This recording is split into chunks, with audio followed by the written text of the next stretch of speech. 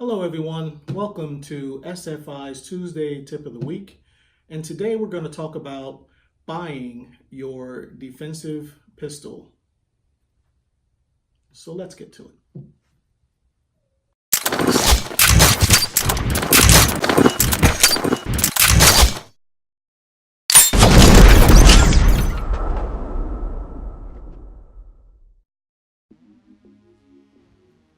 So first, let's talk about the context of this video.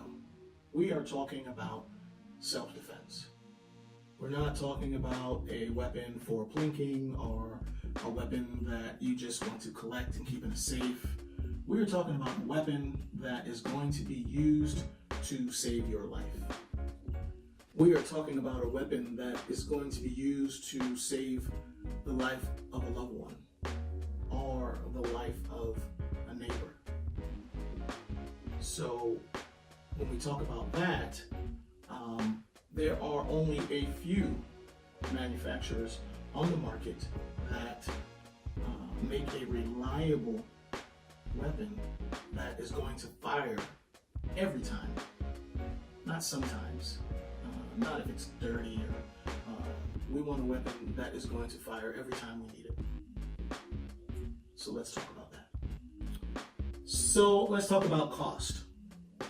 I see a lot of talk on the internet where people discuss cheap guns. Where can I find a cheap gun? Where can I find a bargain? Where can I find a sale? And my instructor has a saying, would you buy a cheap parachute? Would you walk into a parachute store and ask for the bargain bin? I think not. If you are going to buy a weapon that is going to be used to defend your life, you might want to think about paying a little more for something that's going to be more reliable. Typically, that would run anywhere from $400 to $2,000. It all depends on your budget, it all depends on your needs. But don't scrimp on a weapon that's going to be used to defend your life. So we want to talk about reliability. A weapon that is going to fire every time when you need it. Drop it, throw it in the dirt, rain, lint, you name it. I just took a class and I put 1,000 rounds through my gun and I went to get gas and I needed it. It's going to function. You won't find that type of reliability in a cheap gun. You won't find that in a $300 gun, in a $200 gun. You are going to have to pay a little more to find that reliability in a manufacturer. Let's talk about functionality.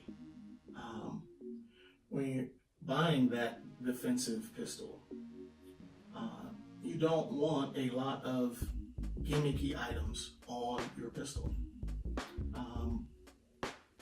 We're talking about things like decockers and just all types of buttons that may be found on some pistols. We want something that comes with what's needed to operate the gun, and we want the parts and the things on those guns to function without any error. So whether it be the slide release, whether it be safeties, whether it be magazine release, any of those things, we want them to function and not have any problems. A while back, there were guns that were being made with trigger locks where you needed a key to unlock the trigger. And what was found is sometimes during operations of that pistol, the trigger lock would lock without the key. And so when you really needed it, it wasn't there for you. So we want to make sure that we buy pistols that come with parts and accessories or functionality. Make sure the gun is functional. Let's talk about comfort.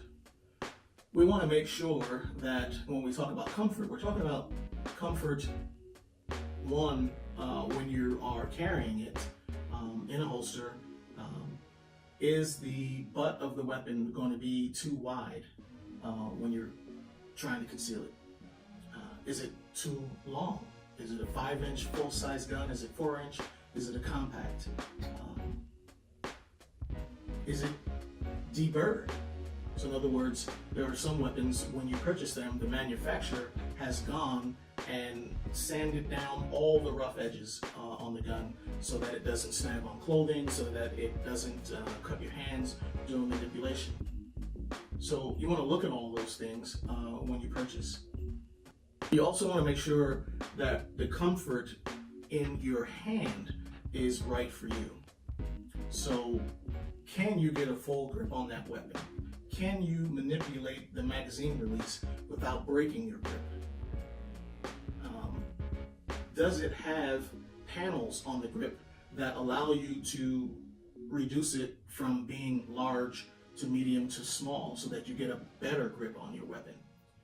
We want to look at those comfort items that make it easier to carry, easier to shoot, and easier to manipulate.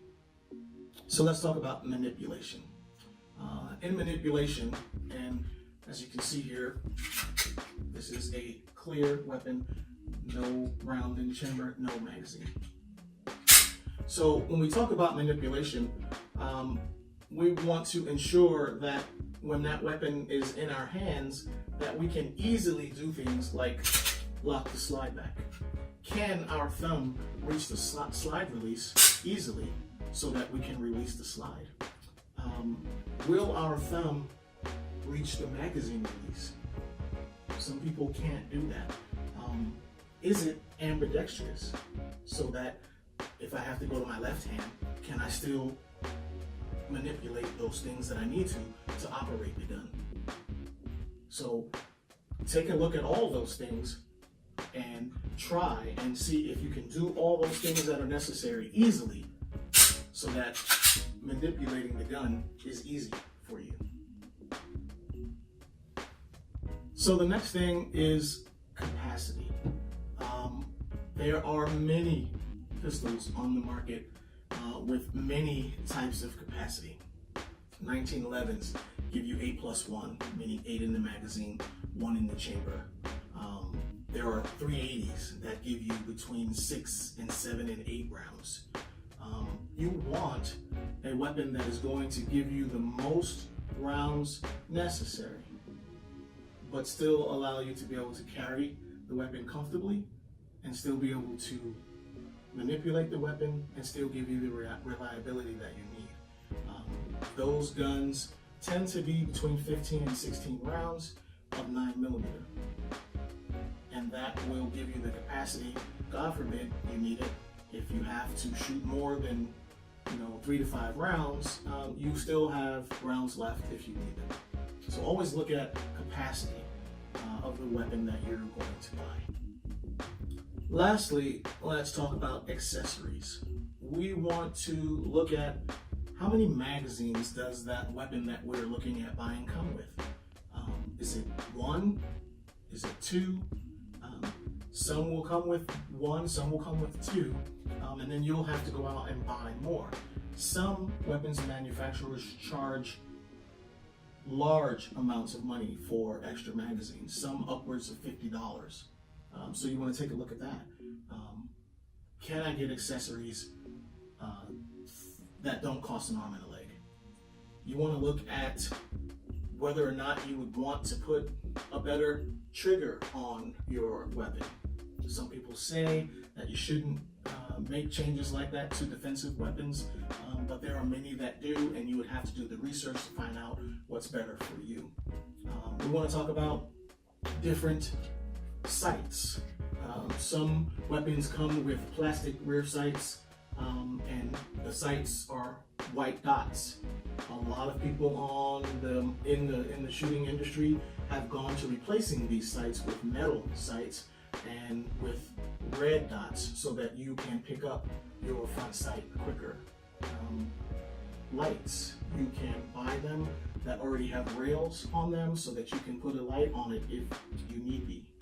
You also want to look at weapons that have plenty of holster choices, because you will go through several holsters if this is your first purchase to find one that's more comfortable for you. If you look at Tuesday Tips, I also have a video on holsters. So you want to make sure that you can get accessories cheaply, and that there are plenty of accessories on the market for that particular gun that you're looking at. Okay, so those are the things that you need to look at when you're buying that first offensive pistol. Take into account all those things and make sure you buy a reliable weapon. Weapons that I would suggest to you would be Glocks. Typically a Glock 19 or a Glock 17.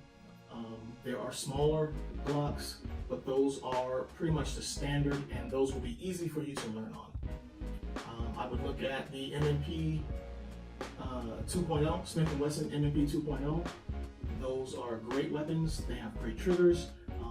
The grips can be changed in size, and they come with a lot of accessories. SIG 320, another great weapon. This is an HK VP9, great weapon. Again, built with the grip in mind, and also has panels that can be changed out to make it fit better in your hand. So there you have it. I hope you enjoyed today's content. As always, please subscribe, double click on the bell so you get future content. Give us a thumbs up or a thumbs down, leave a comment, and thank you for supporting SFI, and we'll see you next time on SFI's Tuesday Tips.